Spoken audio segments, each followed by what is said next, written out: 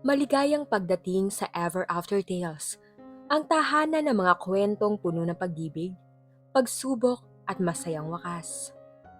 Sa episode na to, tunghaya ng isang romantikong kwento ni na Jasmine at Oliver. Dalawang pusong nagtagpo sa gitna ng intriga, paninira at inggit. Sa kabila ng mga taong nais silang paghiwalayin, pinatunayan nila na ang tapat at wagas na pagmamahal ay kayang lampasan ang anumang balakid. Handa ka na bang kiligin at maniwala muli sa kapangyarihan ng pag-ibig? Simulan na natin ang kwento. Abay Jasmine, sigurado ka na ba? Baka gusto mo pa magkape? Tanong ng nanay ni Jasmine, si Aling Cora, habang abala sa pag-ayos ng huling kahon sa trunk ng kotse. Ang araw ay unti-unting sumisikat, nagpapahiwatig ng simula ng isang bagong araw. At para kay Jasmine Solomon, isang bagong kabanata. Ngumiti si Jasmine. Okay lang po, Nay. Excited na talaga ako eh. Freshman orientation na ngayon at ayoko pong malate. Isang kislap sa mga mata ni Jasmine ang hindi may tago. Ang kanyang puso ay kumakanta sa bawat tibok. Hindi lang dahil sa pagpasok sa pinapangarap na universidad, kundi dahil sa isang lalaki.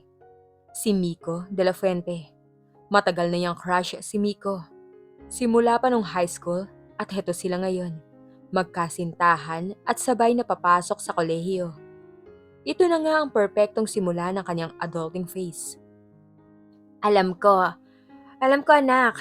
Pero alam mo, kahit gaano ka ka-excited, huwag mong kakalimutan ang mga payo ko ha. Mag-aral ng mabuti, unahin ang future, at huwag masyadong magpadala sa damdamin. Paalala ni Aling Cora, sabay haplos sa buhok niya. Opo, Nay. Paulit-ulit na lang po yan simula ng isang linggo. Natatawang sagot ni Jasmine. Bagamat alam niyang puno ng pagmamahal ang bawat paalala ng ina. Nandiyan na po si Miko oh.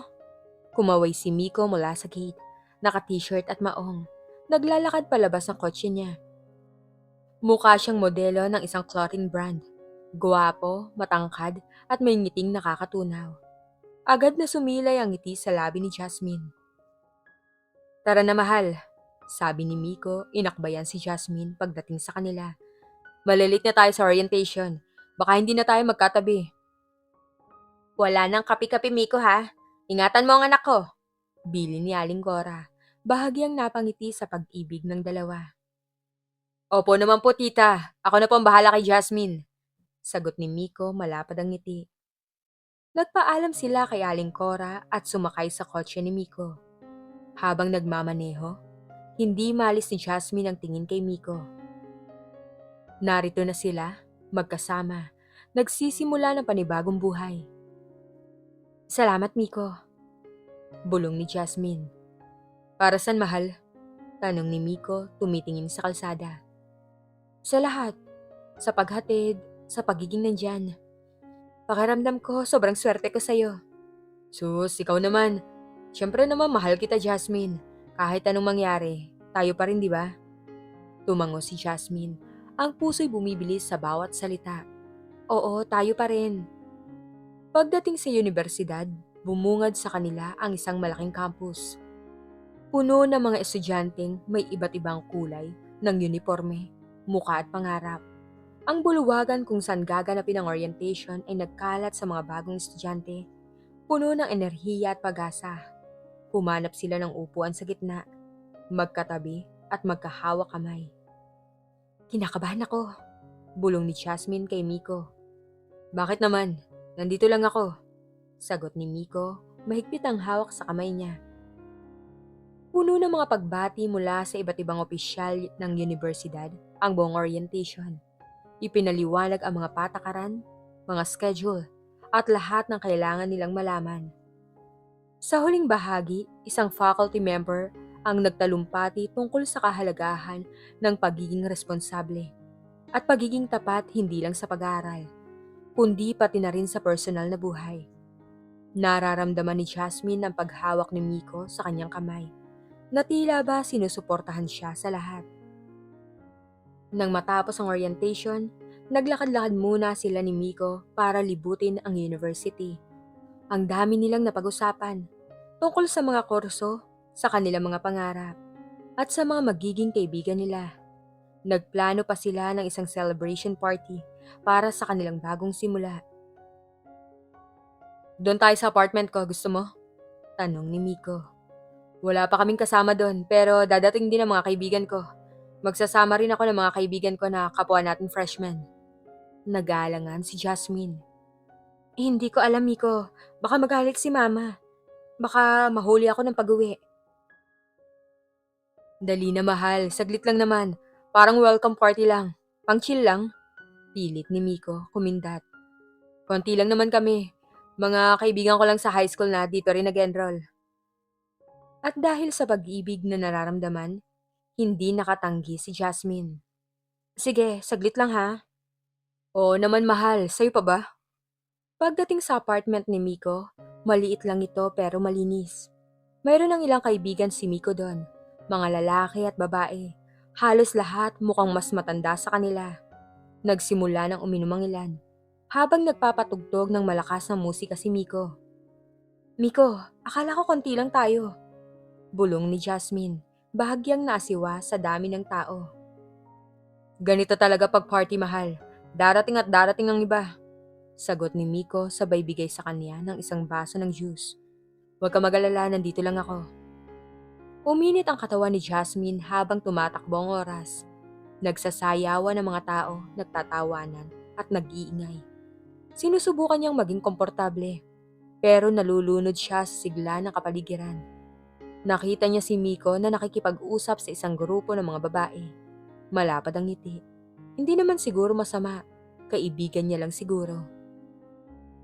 Naramdaman ni Jasmine ang pagkahilo. Hindi pala juice ang iniinom niya, kundi isang halo ng iba't ibang alak. Tumayo siya para kumuha ng tubig at para pumunta sa banyo. Nang pabalik na siya sa sala, natigilan siya sa nakita niya. Si Miko, niyayakap niya ang ibang babae. Hindi lang yakap, kundi may halik. Matamis na halik. Sa harap ng maraming tao, sa harap niya. Pakiramdam ni Jasmine, tumigil ang mundo. Ang musikang kanina'y nagsisilbing aliw ay naging ingay sa pandinig niya. Lumabo ang kanyang paningin. Lumakas ang tibok ng kanyang puso, hindi sa pagmamahal kundi sa galit, sa sakit at sa hiya. Hindi niya inakala na mangyayari to. Ang lalaking pinakamamahal niya, ang lalaking pinagkakatiwalaan niya, ang lalaking nangako ng tayo pa rin, niloloko siya. Hindi lang sa likod niya, kundi sa harap mismo niya. Sa isang party na inakala niyang celebration para sa kanila. Miko? Halos hindi makahinga si Jasmine. Lumingon si Miko, nagulat. Nabitawan niya ang babae. Lumaki ang mga mata nang makita niya si Jasmine. Ang muka ay namumutla at puno ng luha. Jasmine, hindi. Hindi sa tingin mo. Hindi sa tingin ko? Halos pasigaw na sabi ni Jasmine. Tumutulo na ang luha. Pakiramdam niya pinagmumukha siyang hangal. Nakita ko, Miko. Kitang-kita ko. Paano mo nagawa sa akin to? Nagtingin na ng mga tao sa party. Ang iba'y nagbubulungan. Ang dating masayang atmosphere ay nabalot ng awkwardness. Ang babae nakahalikan ni Miko ay ngumisilang na parang wala siyang pakialam. Jasmine, please. Let me explain. Pakiusap ni Miko. Papalapit sa kanya. Wala nang i-explain, Miko. Tapos na tayo. Sigaw ni Jasmine. Hindi na niya kayang pigilan ang sarili. Bakit ha? Bakit mo ginawa yan? Jasmine, kalma muna tayo, mag-usap tayo. Pilit ni Miko. Huwag kang magkunwari na hindi mo alam, Miko. Ang kapal na mukha mo! Hoy! Bakit ka ba sumisigaw dyan? Isang babae ang lumapit. Siya ang babaeng kahalikan ni Miko. Wala ka bang respeto sa private property ng ibang tao? Kayo ang walang respeto! Sigaw ni Jasmine, tumuturo sa babae. Siya ang boyfriend ko! Tumawang babae. Boyfriend? As if. Matagal na siyang wala sa radar mo.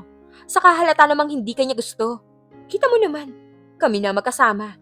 Lumayas ka na. Sumisira ka lang ng party eh. Malaki na kayo para kayong mga bata. Napakasakit ng mga salita. Pakiramdam ni Jasmine, lalong tumusok ang 1,000 karayom sa puso niya. Ang hiya ay bumalot sa kanya, kasabay ng panginginig ng kanyang buong katawan. Hindi niya kinaya. Tumakbo palabas ng apartment si Jasmine. Hindi na alintana ang mga tinginan at bulungan. Tumakbo siya ng tumakbo hanggang sa marating niya ang labas ng campus. Hindi niya alam kung saan pupunta. Wala siyang dalang sasakyan, wala siyang pera. At ang cellphone niya, naiwan niya sa apartment ni Miko. Ang gabi na dapat sana ay simula ng panibagong yugto ng kanyang buhay, naging pinakamadilim na kabanata. Ang pangako ni Miko ay naglaho, kasabay ng pangarap niyang perpektong relasyon. Nawalan siya ng boyfriend, at tila nawalan din ng pakiramdam ng security at tiwala. Pakiramdam niya wala siyang matitirhan. Hindi siya pwedeng umuwi sa mama niya at sabihin ang nangyari. Ayaw niya mag-alala ang ina niya. Naglakad siya ng walang direksyon, umiiyak. Anong gagawin niya? Saan siya pupunta? Hanggang sa maalala niya ang tanging taong pwedeng tumulong sa kanya sa ganitong sitwasyon. Ang kapatid niyang si Joshua. Si Joshua na mas matanda sa kanya ng 5 taon ay may sariling apartment na malapit sa university. Kagad niyang pinilit ang sarili na huminto sa pagiyak. Pinunasan ng mga luha at sinubukang huminga ng malalim. Kailangan niyang maging matatag. Kailangan niyang makapunta kay Joshua. Nang makarating siya sa apartment ni Joshua, pagod na pagod at nanlalata, kumatok siya ng mahina. Ilang minuto ang lumipas bago bumukas ang pinto. Oh, anong ginagawa mo rito, Jasmine? Gabing-gabi na, bakit ka nandito? At bakit ka umiiyak? Sunod-sunod na tanong ni Joshua. Nagulat sa kanyang pagdating. Nakita niya ang basa nitong mukha at ang nakababahalang estado. Yumakap si Jasmine sa kanyang kapatid, umiiyak ng malakas. Kuya, si Miko. Niloko niya ako. Niyakap din siya ni Joshua.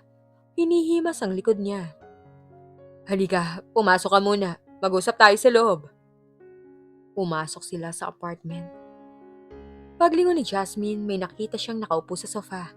Nagbabasa ng libro, gamit ang isang reading lamp. Nang marinig ang boses nila, lumingon ito. Isang pamilyar na muka. Si Oliver. Si Oliver Pressman, ang best friend ni Joshua, ang binata na matagal na niyang crush simula pa noong mga bata pa sila. Nakatira pala ito sa isang apartment kasama ang kapatid niya. Biglang bumilis ang tibok ng puso ni Jasmine. Sa ibang dahilan naman ngayon. Ang sakit na nararamdaman niya kanina ay bahagyang nabawasan, napalitan ng gulat, hiya at tuwa. Hindi niya masabi. Nakatitig sa kanya si Oliver. Ang mga mata nito ay may pagtataka at pag-aalala. Jasmine, anong nangyari? Tanong ni Oliver, bumaba sa sofa, nilapag ang libro sa mesa. Nahihiya si Jasmine, gusto niyang lumubog sa lupa. Ayaw na ayaw niyang makita siya ni Oliver sa ganitong kalagayan. Pero wala na siyang magagawa. Oliver, si Jasmine, kapatid ko, sabi ni Joshua. May problema lang kami. Mukhang malaki ang problema, sabi ni Oliver, lumapit sa kanila. Okay ka lang ba, Jasmine? Umiling si Jasmine, wala siyang lakas para magsalita. Sige Oliver, pwedeng pakiinit ng tubig. Pakigawan na rin siya ng mainit na kape or chocolate. Utos ni Joshua. Tumango si Oliver. Sinilip pa si Jasmine bago pumunta sa kusina. Umupo si Joshua sa tabi ni Jasmine sa sofa.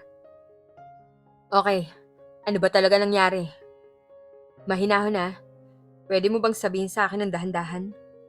Hinilot ni Jasmine ang kanyang sentido bago magsalita. Sinubukang ayusin ang sarili. Kuya, si Miko. May kahalikan siyang ibang babae sa party niya. Nakita ko mismo eh. Pinahiya niya ako. Nanlaki ang mga mata ni Joshua. Ano? Ang loko na si Miko na yan. Hindi ko talaga gusto yung lalaking yan para sa'yo. Ilang beses ko nang sinabi sa'yo na iwasan mo yan, pero hindi ka nakinig. Kuya please, huwag mo nang sabihin ngayon. Masakit na nga eh. Umiiyak na sabi ni Jasmine. Pwes, ano ngayon ang gagawin mo? Saan ka titira? Alam mo namang malayo ang bahay natin at hindi ka pa pwedeng umuwi ng ganito ang itsura mo. Baka mag-alala si mama, sabi ni Joshua, halata ang pag-alala. Hindi ko alam. Hindi ko talaga alam, kuya eh. Wala akong matitirhan, bulong ni Jasmine. Biglang lumabas si Oliver mula sa kusina. May dalang tasa ng mainit na tsokolate. Inabot niya ito kay Jasmine. Salamat, bulong ni Jasmine. Jasmine, bakit hindi ka nalang muna dito tumira? Mungkahi ni Oliver. Nagulat sina Jasmine at Joshua. May extra naman kaming kwarto, di ba, Josh? Pansamantala lang, hanggang sa maka-adjust ka. Para makapag-isip ka rin, kaysa naman dun sa apartment niya. Napatingin si Joshua kay Oliver, nag-aalangan. Oliver, sigurado ka? Baka hindi, nakakaya naman kay Jasmine. Josh, halos kapatid ko na rin si Jasmine. Tsaka ano ba naman yan? Magkasama lang kami dito, hindi naman siguro awkward. Sabi ni Oliver. Napaisip si Joshua. Sige, pansamantala lang Jasmine hanggang makakahanap ka ng sarili mong matitirhan. Pero sa akin ka na magpaalam sa lahat ng lakad mo ha. Opo kuya, maraming salamat. Sabi ni Jasmine na kahit papano nakahinga ng maluwag. Hindi niya akalain na sa gitna ng kanyang kalungkutan, may isang taong darating para tulungan siya. At yun ay si Oliver, ang dating crush niya. Sa loob-loob niya, naghalo ang lungkot at kaba sa posibilidad ng bagong simula. Isang panibagong buhay, sa isang bagong tirahan, kasama ang kanyang kuya at ang kanyang matagal ng crush. Hindi niya alam kung ano mangyayari, pero alam niyang hindi na kailanman magiging pareho ang kanyang mundo. Nang gabing yon, hindi nakatulog si Jasmine. Bawat pihit niya sa kama, naaalala niya mukha ni Miko, ang halik nila ng babae. Napaisip siya kung paano niya nagawang pagkatiwalaan ang isang taong kaya siyang saktan ng ganito. Sumabay roon ang pagkabigla sa sitwasyon niya. Narito siya ngayon, nakatira kasama ang kanyang kuya at si Oliver. Nagdilim ang kanyang paningin.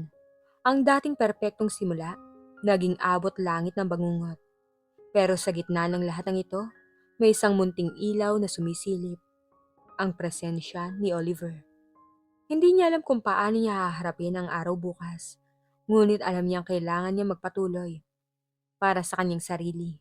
Para sa kanyang kinabukasan at marahil para sa isang pag-asa. Na tila hindi niya alam kung ano. Kinabukasan. Nagising si Jasmine sa tunog ng kape na inihahanda sa kusina. Bumangon siya, inayos ang sarili at lumabas. Nakita niya si Joshua at Oliver na magkatabi, kumakain ng almusal. Good morning, bati ni Joshua. Si Oliver yung nagluto ng almusal. Kumain ka na. Salamat, sabi ni Jasmine, bahagyang nahihiya. Nakita niyang nakangiti si Oliver. Wala yun. Okay ka na ba? Sagot ni Oliver. Oo, okay na ako. Salamat ulit sa inyo Pasensya na sa abala, sabi ni Jasmine. Wala yon. Kahit kailan pwede kang tumira dito, kapatid. Nasaan ba mga gamit mo? Kukunin natin mamaya, sabi ni Joshua. Naku kuya, naiwan ko sa apartment niya. Pati cellphone ko. Hindi ko alam kung paano ko kukunin yun, sabi ni Jasmine. Ako na bahala doon, sabi ni Joshua na may seryosong mukha. Kami na lang dalawa ang kukuha ni Oliver. Huwag ka mag-alala. Nakahinga ng maluwag si Jasmine. Salamat kuya Talagang hindi ko alam kung anong gagawin ko kung wala kayo Kapatid kita. Kailan ka pa nahiyang lumapit sa akin? Sagot ni Joshua, ngumiti. Pagkatapos nilang kumain, naghanda sina Joshua at Oliver para kunin ang gamit ni Jasmine. Nagpaiwan si Jasmine sa apartment. Naglilinis ng konti para kahit paano ay makatulong. Ilang oras ang lumipas nang bumalik sina Joshua at Oliver. Dala-dala ang mga bag ni Jasmine. Naipasok na namin sa kwarto mo. Wala naman si Miko May nagbukas lang ng pinto. Isang babae. Baka yun yung kahalikan niya. Pero mabilis na namin nakuha mga gamit mo. Sana okay lang, sabi ni Joshua. Naramdaman ni Jasmine ang kirot sa kanyang puso. ang babaeng yun. Salamat kuya, kaya ka na, kakayanin ko na. Habang nag-aayos ng gamit si Jasmine sa kanyang bagong kwarto, naisip niya ang tungkol sa universidad.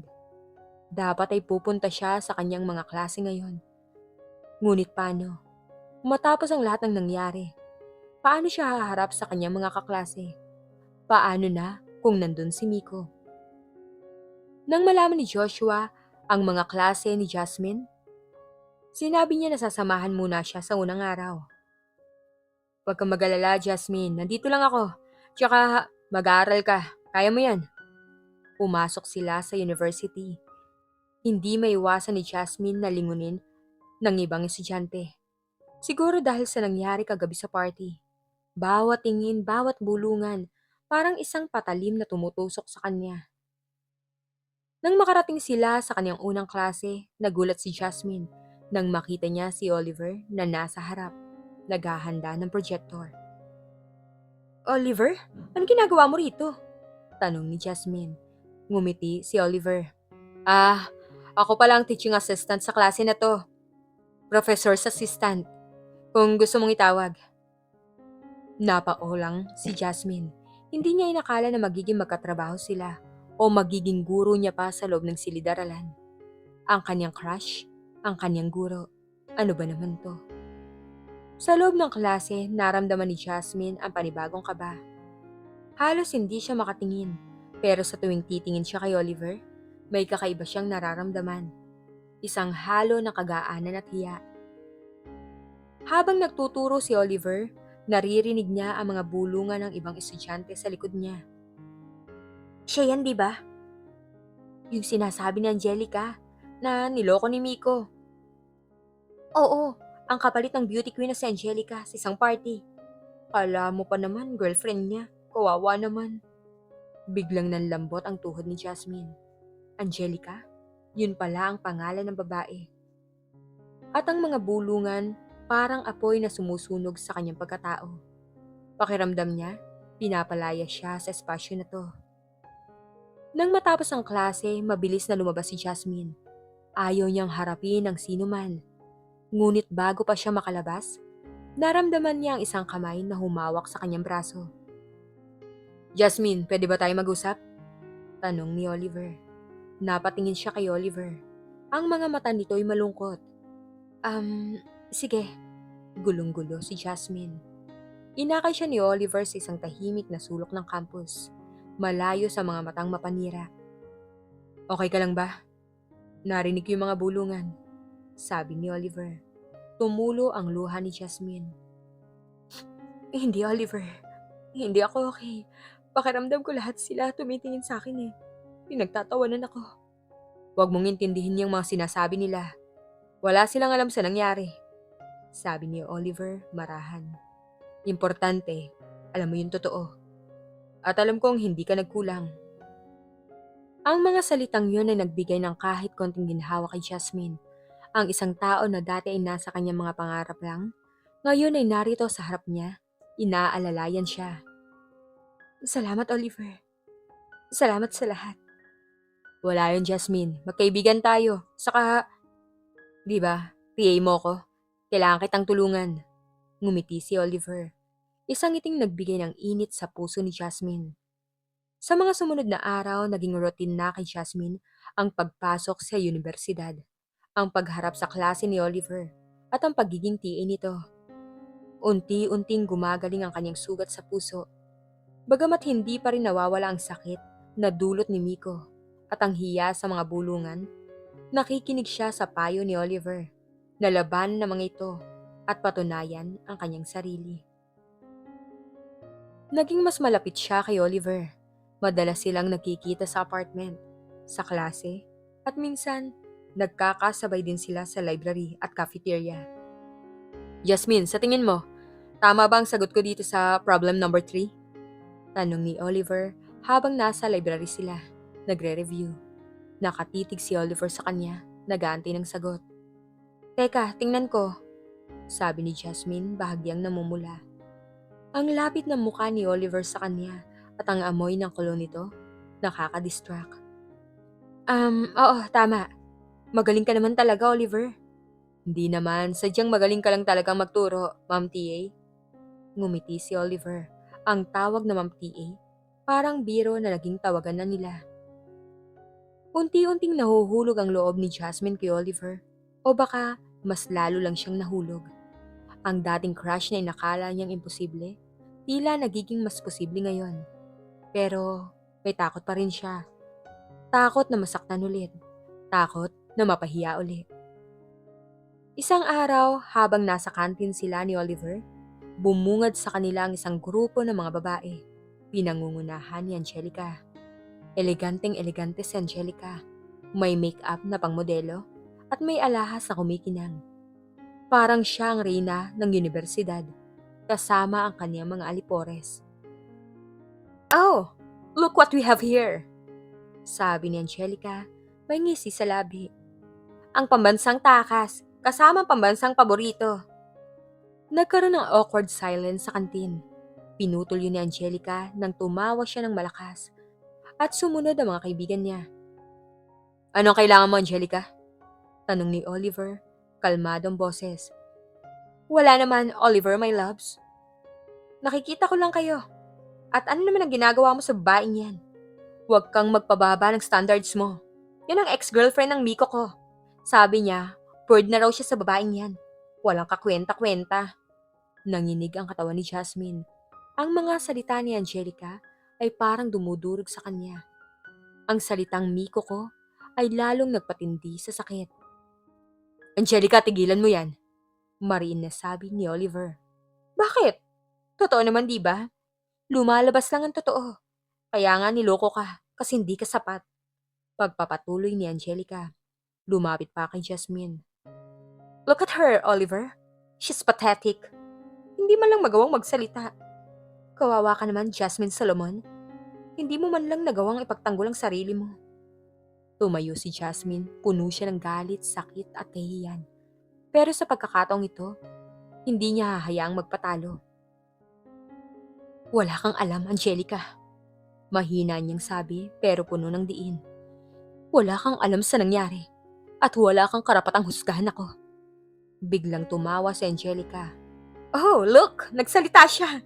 Ano, ipaglalaban mo bang sarili mong kawalan? Oliver, ikaw naman, huwag ka masyadong magpaloko. Alam mo naman, dati pa kitang gusto, di ba? Bakit hindi na lang akong piliin mo? Mas bagay tayo. Mas desente, mas may pinag-aralan, mas may dating. Kaysa sa isang babaeng nilandi lang ni Miko at tinapon pagkatapos." Nagulat si Jasmine sa mga sinabi ni Angelica. May gusto si Angelica kay Oliver? Bakit ganito ang atake niya? "Angelica, huwag mong sabihan ng ganyan si Jasmine," sabi ni Oliver. Itinayo niya si Jasmine. "At huwag mo akong idamay sa mga plano mo. Wala akong gusto sa'yo.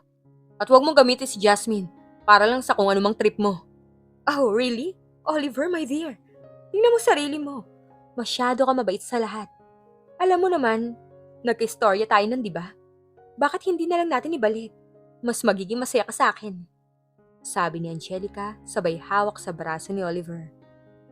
Hinawi ni Oliver ang kamay ni Angelica. "Wala akong balak na balikan ang kahit anong nangyari sa atin noon, Angelica. At kahit kailan, hindi ko rin sinabi na may tayo na." Sa mga salitang yun, naramdaman ni Jasmine ang bahagyang pagkabigla. May nakaraan pala sina Oliver at Angelica? Hindi niya inalam. Ito ba ang excess na binabanggit? "Oliver, huwag kang magkunwari na wala tayong pinagsamahan," sabi ni Angelica, halata ang inis. "At ikaw, Jasmine, huwag kang umasa na may mangyayari sa inyong dalawa. At katulad ni Oliver, para sa akin lang yan. Kaya back off." Nagtuloy-tuloy si Angelica sa pag-walk out, kasama ang kanyang mga kaibigan. Nag-iwan ng isang awkward silence sa kantin. Umupo si Oliver at Jasmine, tahimik. "Oliver, may nakaraan ba kayo ni Angelica?" Tanong ni Jasmine na babalisa. Bumuntong hininga si Oliver. "Matagal na yun, Jasmine. Panandalian lang. Nung bago pa lang ako dito sa university. Nagkaroon kami ng group project. Tapos lumalabas kami. Pero hindi naman naging seryoso. Wala yun, wag mong isipin." Pero hindi maiwasan ni Jasmine na isipin.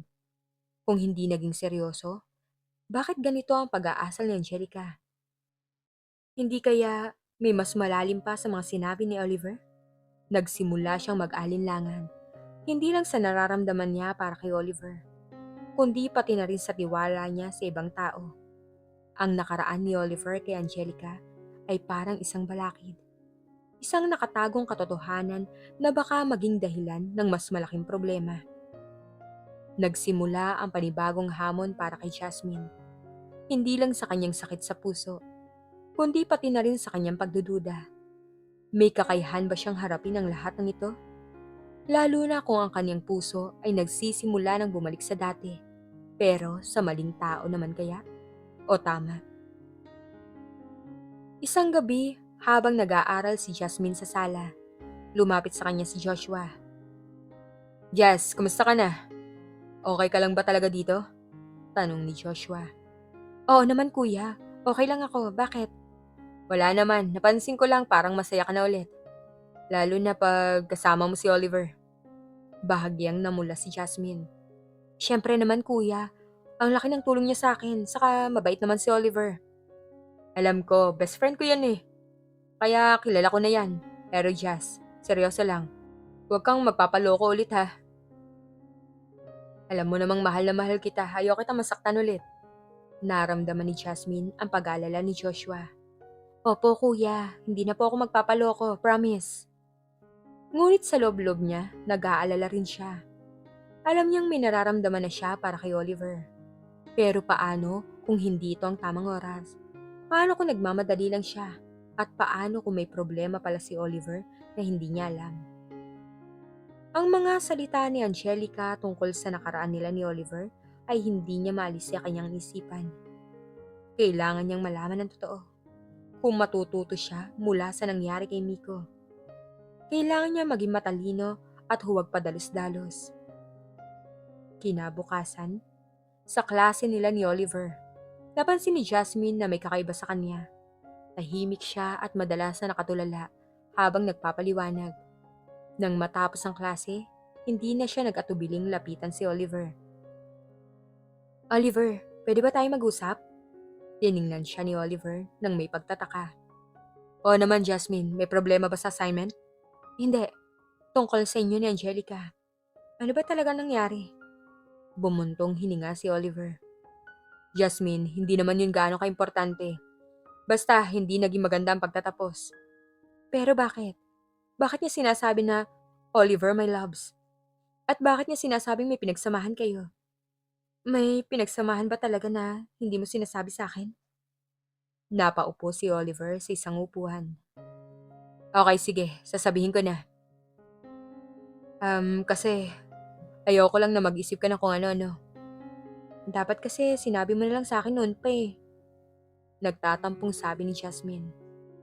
Pasensya na. Ang totoo, Jasmine, naging kami ni Angelica, panandalian lang. Mga ilang buwan lang. Masyado kasi siyang dominating eh. Gusto niya, siya lang palagi ang masusunod. At masyado siyang mapanakit ang damdamin ng iba, kahit walang dahilan. Ayoko sa ugali niya, kaya ako nakipaghiwalay. Pero bakit parang hindi siya makamove on? Hindi ko alam, ang alam ko lang simula nun, hinahabol-habol niya na ako. At galit siya sa lahat ng babaeng lumalapit sa akin. Mayroon kaming shared history na naging masama. Kaya siya ang nagiging dahilan kung bakit hindi ko na pinapansin ang mga taong nagtatangkang lumapit sa akin. Sa totoo lang, Jasmine, takot ako masaktan ulit. Ayoko makipagrelasyon ulit. Napasandal si Jasmine sa dingding. Ito pala ang twist. Ang dahilan kung bakit takot si Oliver sa relasyon ay dahil kay Angelica. Ang kanyang sariling takot ay naiuugnay sa takot din ni Oliver. Ibig mong sabihin, dahil sa kanya kaya ayaw mong makipagrelasyon? Oo, ayoko ng drama, ayoko ng gulo, ayoko na ng sakit ng ulo. Kaya Jasmine, kahit kaibigan kita at kahit gusto kitang tulungan, sana huwag ka lang mag-isip ng kung ano ng fantasies. Ayoko lang na masaktan ka, tulad ng nangyari sa'yo kay Miko. Naramdaman ni Jasmine ang sakit sa sinabi ni Oliver. Isang direktang reject. Hindi niya alam kung anong mararamdaman niya. Lungkot, galit o pag-unawa. Pero ang takot ni Oliver ay totoo at sa parehong paraan. Ang kanyang takot din ay totoo. Sana sinabi mo yun sa akin noon pa, Oliver. Bulong ni Jasmine. Pasensya na. Ayoko lang na mabigla ka at ayoko ring masira ang pagkakaibigan natin dahil lang sa mga salita ni Angelica. Okay, naintindihan ko. Salamat sa pagiging tapat mo. Ngunit sa kanyang puso may konting kirot. Dahil ba sa Angelica na yan, kaya hindi kailanman magiging sila? Isang malaking hamon to. Paano niya mapapatunayan kay Oliver na hindi lahat ng relasyon ay nakakasakit? Paano niya maipapakita na siya iba? Sa mga sumunod na linggo, naging awkward si Jasmine kay Oliver. Sinusubukan niyang panatilihin ang profesional na relasyon sa pagiging PA. Pero hindi niya maiwasan ang sakit sa kanyang puso. Ang pag-amin ni Oliver ay nagbigay sa kanya ng malaking kalungkutan. Isang araw habang naglalakad siya sa hallway, nakasalubong niya si Miko. Jasmine! Tawag ni Miko may ngisi sa labi. Sinubukan ni Jasmine na maglakad palayo, pero hinarangan siya ni Miko. Teka Jasmine, galit ka pa ba sa akin? Hindi sumagot si Jasmine. Alam mo Jasmine, hindi naman ikaw ang problema. Ako yung problema. Pero kaya ko namang baguhin eh. Kung bibigyan mo lang ako ng isa pang chance. Sabi ni Miko, may pagmamakaawa sa kanyang boses. Wala nang chance Miko. Matigas na sabi ni Jasmine. Tapos na tayo. Hindi mo na ako maluloko ulit. Jasmine please. Alam ko nagkamali ako pero gusto ko bumawi sa'yo. Ikaw pa rin ang mahal ko eh. Kung mahal mo ako, hindi mo ako niloko. At hindi mo ako ipinahiya sa harap ng maraming tao. Teka Jasmine, ano ba yan? Ang dami nakatingin. Sabi ni Miko, umiiwas sa usapan. Wala akong pakialam sa mga nakatingin. Ikaw, Miko. Ikaw ang nagpasimuno ng lahat ng to. Biglang dumating si Angelica kasama ang kanyang mga kaibigan. Oh, look! Nagsasama na naman ang dalawang desperado. Ano na naman ang drama niyo, Miko? At ikaw, Jasmine? Hindi ka pa ba tapos magpakahangal sa lalaking yan? Wala kang pakialam, Angelica! Sigaw ni Jasmine. Oh, meron akong pakialam. Kasi ikaw ang sumisira sa plano ko. Layuan mo na si Miko. At layuan mo na rin si Oliver.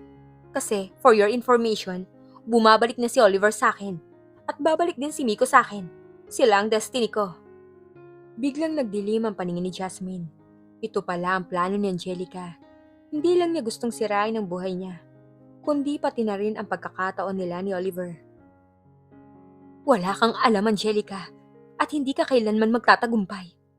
Matigas na sabi ni Jasmine. Oh, really? Let's see. Miko, tara na. Iwanan na natin ang boba. Umalis sina Miko at Angelica.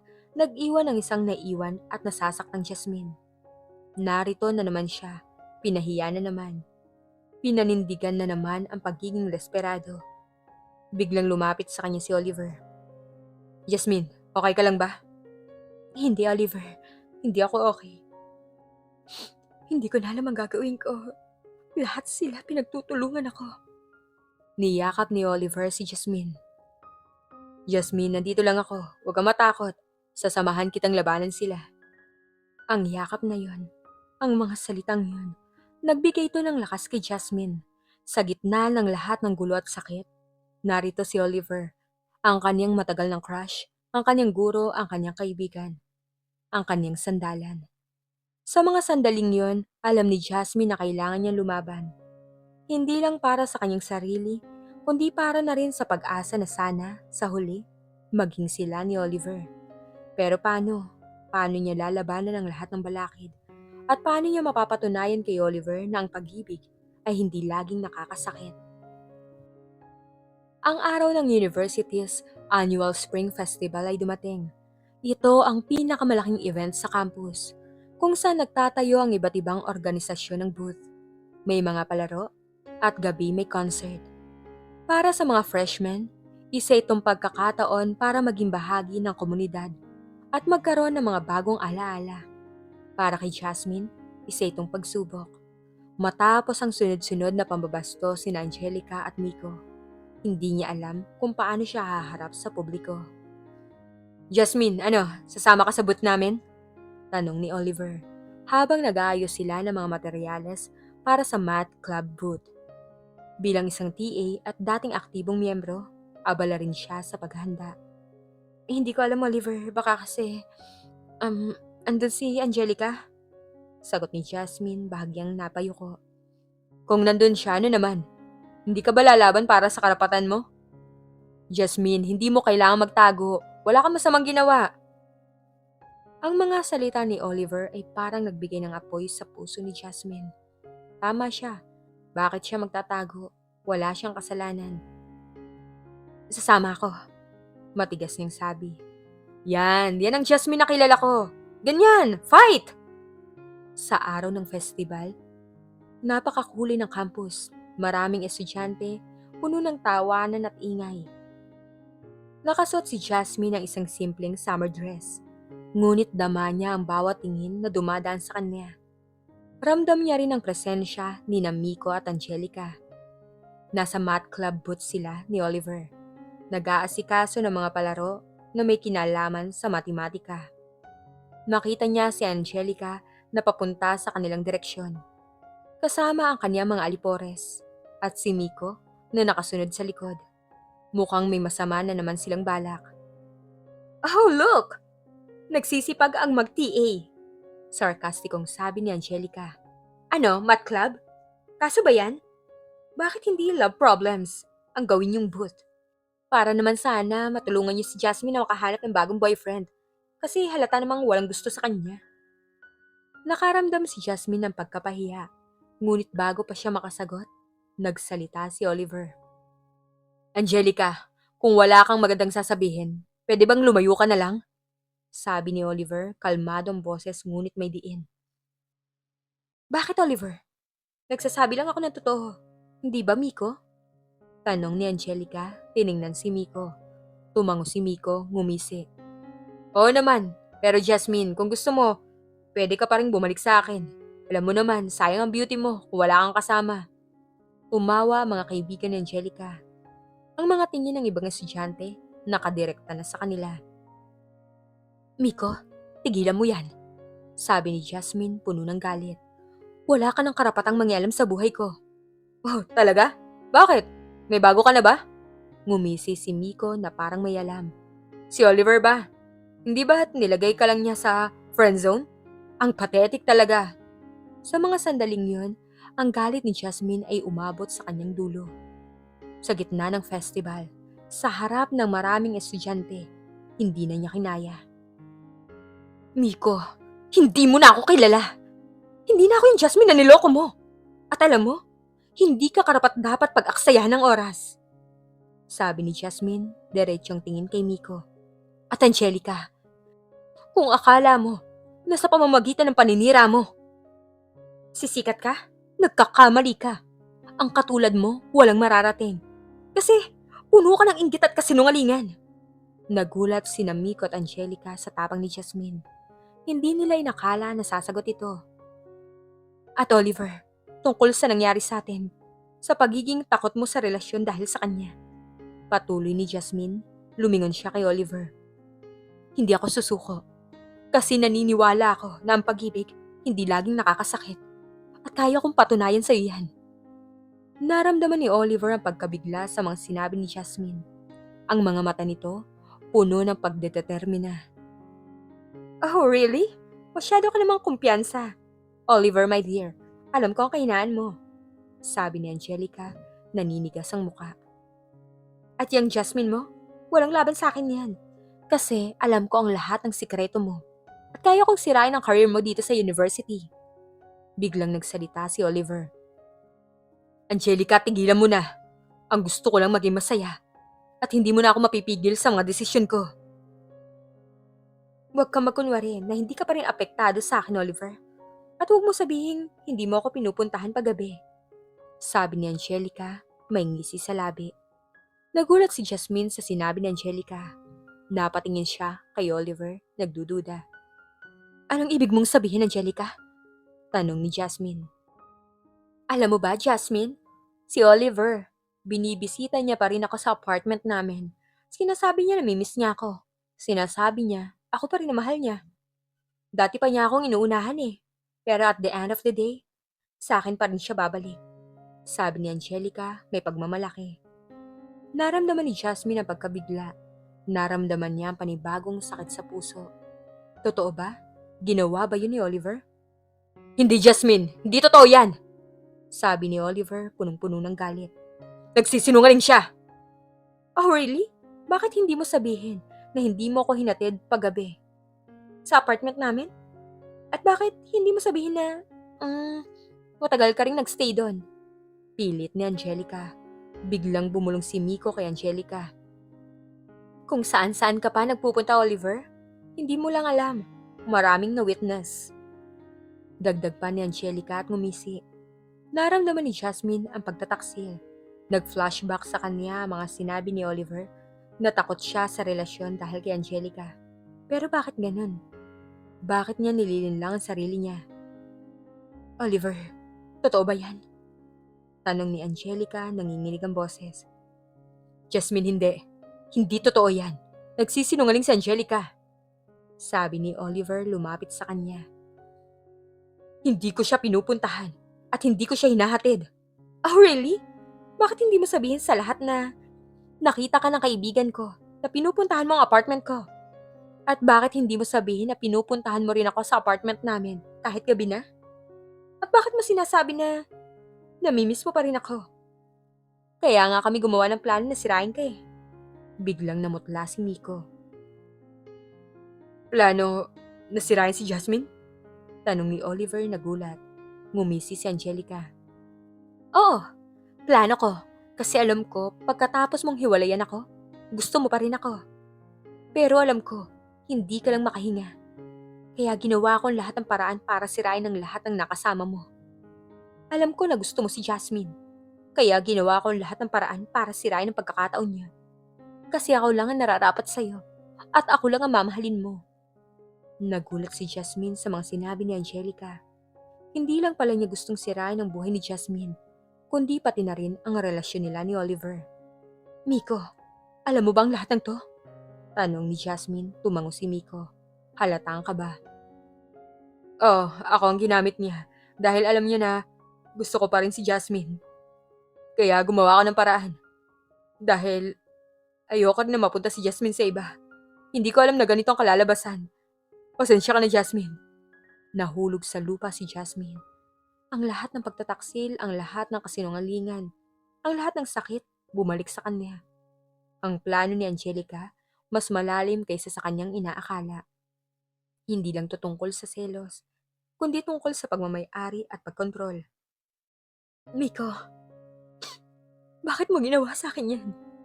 Tanong ni Jasmine umiiyak. Pasensya na, Jasmine, nabulag lang ako sa galit. At sa pagnanasa, akala ko masaya na ako sa kanya. Pero walang kwenta. Hindi naman niya ako mahal eh. Ginagamit niya lang ako. Tiningnan ni Oliver si Angelica. Nagtataka. Angelica, bakit ka nagkakaganyan? Akala ko ba wala ka namang feeling sa akin? Puro ka lang kasinungalingan. Hindi mo kailanman ako minahal. Oliver, mahal kita. Kaya ko yung ginagawa. Kasi ayoko na mapunta ka sa iba. Sigaw ni Angelica. Kung mahal mo ako, hindi mo ako sinasaktan. At hindi mo sinasaktan ang mga taong mahalaga sa akin. Sabi ni Oliver. Mula ngayon, wala ka ng karapatan na mangyalam sa buhay ko. At sa buhay ni Jasmine. Hindi makapaniwala si Jasmine sa mga nangyayari. Ang lahat ng kasinungalingan ay lumabas na. Ang totoo, mas masakit kaysa sa kanyang inakala. Pero sa gitna ng lahat ng to, may isang bagay na nagbigay sa kanya ng lakas. Ang pagtatanggol ni Oliver sa kanya. Jasmine, naniniwala ka ba sa akin? Na hindi ko siya pinupuntahan? Na hindi ko siya kinikita? Tanong ni Oliver. Tinignan ni Jasmine si Oliver, ang mga mata nito ay nagmamakaawa. Ang totoo, hindi niya alam kung sino ang papaniwalaan. Ang mga patunay na sinasabi ni Angelica ay malakas. Pero ang pagtatanggol ni Oliver, ang pagiging totoo niya sa kanya. Hindi ko alam, Oliver. Hindi ko na alam kung sino yung paniniwalaan ko. Sa sandaling yon, dumating si Joshua kasama ang ilang kaibigan. Ano na naman ang ginagawa mo dito, Angelica? At ikaw, Miko? Bakit ka nandito? Kinuwento ni Oliver ang mga nangyari. Ang plano ni Angelica at Miko. Nagulat si Joshua. Angelica! Hindi mo ko kaya! Sabi ni Joshua galit na galit. Ano ba ang plano mo? Sirain ang kapatid ko? At sirain ang kaibigan ko? Josh, hindi ganyan yan. Sabi ni Angelica umaatras. Hindi ganyan? Matagal na kayo nangahasar sa kapatid ko. At ngayon, nalaman ko na ikaw palang pasimuno ng lahat ng to. Hindi ko na kayang palampasin to. Sabi ni Joshua. Umalis ka na dito. Kung hindi, ipapatawag ko ang security. Umalis sina Angelica at Miko. Naiwan ng isang gulo at sakit sa gitna ng Spring Festival. Niyakap ni Joshua si Jasmine. Okay ka lang ba, Jas? Hindi, kuya. Hindi ako okay. Ang sakit-sakit. Umiiyak na sabi ni Jasmine. Lumapit si Oliver kay Jasmine. Jasmine, hayaan mong ipaliwanag ko ang lahat, please. Huwag ka maniwala sa kanya. Hindi totoo lahat ng sinasabi niya. Nag-alinlangan si Jasmine. Naramdaman niya ang sakit na nararamdaman din ito. Pinili niya magtiwala. Okay, Oliver. Pero, kailangan mong sabihin sa akin ang lahat. Walang itatago. Umupo sila sa isang tahimik na sulok at doon kinuwento ni Oliver ang lahat. Jasmine, ang totoo, oo, naging kami ni Angelica, pero hindi naging maganda ang paghiwalay namin. Gusto niya pa rin akong balikan, pero ayoko na, kaya hinahabol-habol niya ako. Pero hindi ko siya pinupuntahan at hindi ko kinikita. Pero bakit niya sinasabi na nakita ka ng kaibigan niya at hinatid mo siya? Tanong ni Jasmine. Ang totoo, Jasmine, mayroon kaming nagkita sa isang meeting ng math club, pero hindi ako pumunta sa apartment niya at hindi ko siya hinatid. Nagsisinungaling lang siya para lang sirain ka. At bakit niya sinasabi na may plano kayong sirain ako? Hindi ko alam na may plano sila. Hindi ko naman alam na gagamitin pala niya si Miko para lang sirain ka. Hindi ko alam yun. Nalaman ko lang ngayon. Anong gagawin natin ngayon? Lalaban tayo, Jasmine. Lalabanan natin sila at ipapakita natin sa kanila na hindi nila tayo kaya sirain. Naniniwala ka ba sa akin? Tumango si Jasmine. Sa mga sandaling yon, alam niya na sa gitna ng lahat ng pagsubok, mayroon siyang kaalyado, si Oliver. At sa mga mata ni Oliver, nakita niya ang pagmamahal. Ang pagmamahal na sa tingin niya ay matagal nang nawala. Ang insidente sa Spring Festival ay naging usap-usapan sa buong university.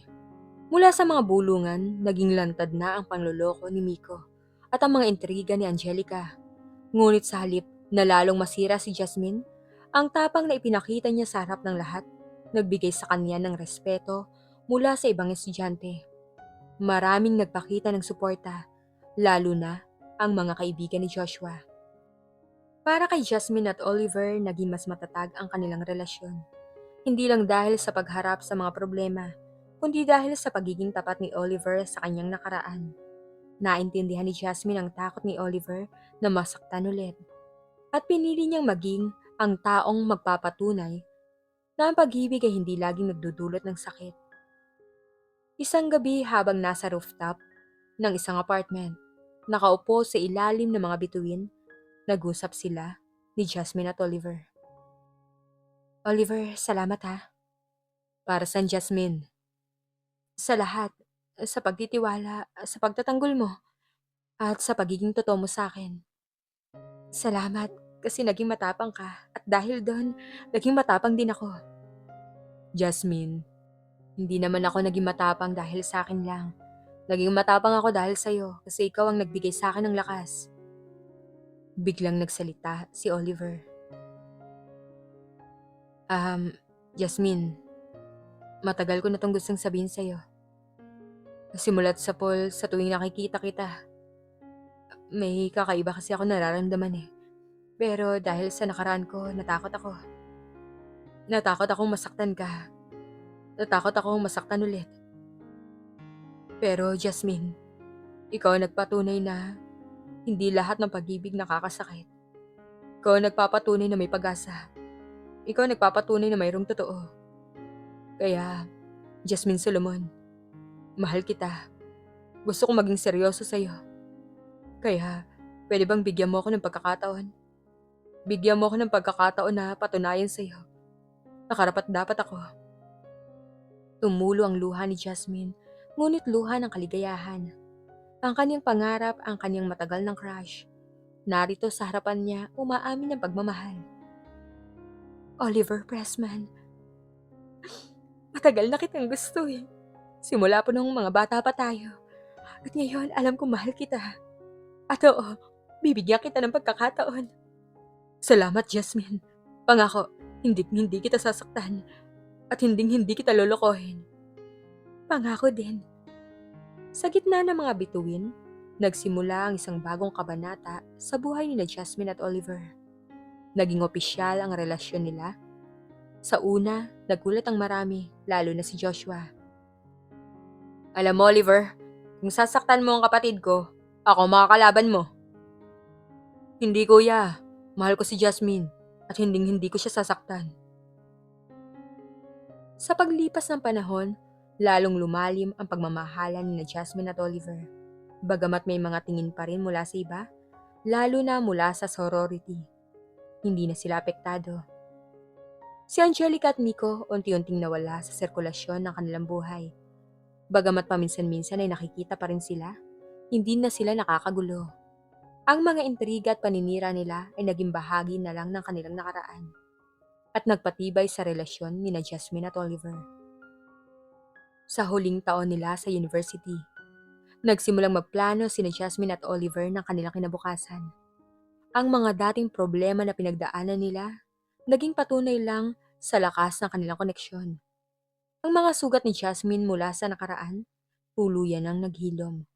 At ang takot ni Oliver sa pag-ibig, napalitan ng tiwala at seguridad. Nang matapos sila sa kolehiyo, nagkaroon sila ng isang masayang selebrasyon kasama ang kanilang pamilya at mga kaibigan. Doon, sa harap ng lahat, muling inulit ni Oliver ang kanyang pangako kay Jasmine. Jasmine Solomon, ikaw nagbigay sa akin ng panibagong buhay. Ikaw nagpakita sa akin ng pag-ibig ay hindi laging nakakasakit. At ikaw ang babaeng gusto ko makasama habang buhay. Lumuhod si Oliver at inilabas ang isang singsing. Jasmine, mamahalin kita hanggang sa huling hininga ko. Kaya, pwede bang maging asawa kita? Tumulo ang luha ni Jasmine, masaya. Oo, Oliver Pressman. Oo, magpapakasal ako sa'yo. Niyakap nila ang isa't isa. Ang kanilang pagmamahalan ay may basbas mula sa pamilya at mga kaibigan.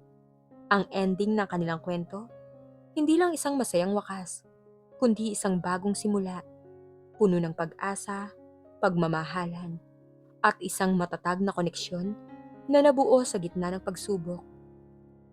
Ang mga dating problema ay naging bahagi lamang ng kanilang mas matibay na pagmamahalan, na nagpapatunay na sa huli, ang pag-ibig ang magtatagumpay.